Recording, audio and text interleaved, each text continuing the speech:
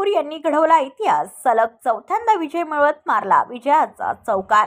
बाळाराम पाटीलांची पराभवाची झाली हॅट्रिक। पनवेलच्या विकासासाठी दिवसरात्र एक करून काम करणारे महायुतीचे उमेदवार व कार्यसम्राट आमदार प्रशांत ठाकूर यांनी पुन्हा एकदा आणि सलग चौथ्यांदा दणदणीत विजय मिळवत विजयाचा चौकार मारला आणि याच धर्तीवर विधानसभा निवडणुकीत शेकापचे बाळाराम पाटील यांच्या पराभवाची हॅट्रिक झाली असून पनवेलचे विकास पुरुष आमदार प्रशांत ठाकूर यांनी पनवेलमध्ये पुन्हा एकदा इतिहास घडवला आहे। तसेच या निमित्ताने पक्षश्रेष्ठींनी दाखवलेला विश्वास आमदार प्रशांत ठाकूर यांनी पुन्हा एकदा सार्थ ठरवला आहे। भाजप, शिवसेना, राष्ट्रवादी काँग्रेस, आरपीआय, पीआरपी व मित्रपक्ष महायुतीचे उमेदवार प्रशांत ठाकूर यांना 1,83,931 मते मिळाली। त्यांनी 51,091 मतांची आघाडी मिळवत बाळाराम पाटील आणि इतर विरोधकांचा दारुण पराभव केला।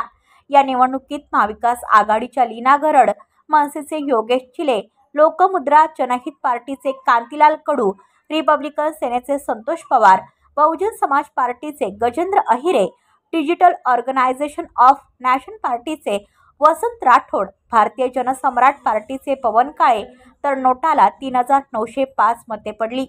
दरम्यान या निवडणुकीच्या अनुषंगाने विरोधकांनाही अपप्रचाराचे रान उठवले होते।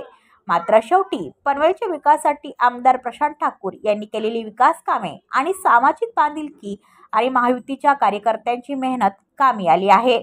समस्त पनवेलकरांचं मी मनापासून आभार व्यक्त करतो। त्या पनवेलकर जनतेनं विश्वास दाखवलेला आहे।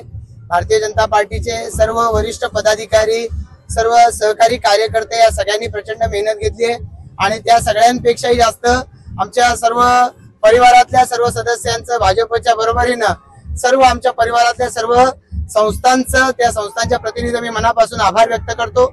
लोकमत परिष्कराच्या माध्यमातून हा विजय झाला पाहिजे यासाठी त्यांनी पाठपुरावा केला आणि या देशाला पुढे नेणारं नेतृत्व पुढे गेलं पाहिजे आणि याच्यासाठी महायुती सत्तेत आली पाहिजे म्हणून ज्यांनी ज्यांनी कष्ट उपसले त्या सर्वांचं मी मनापासून आभार व्यक्त करतो।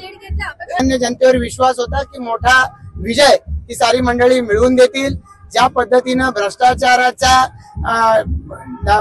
ओथंबलेले असे शेतकरी कामगार पक्षाची मंडळी समोर होती, त्या सगळ्यांना दाखवणार इथला मतदार याचा विश्वास देखील होता।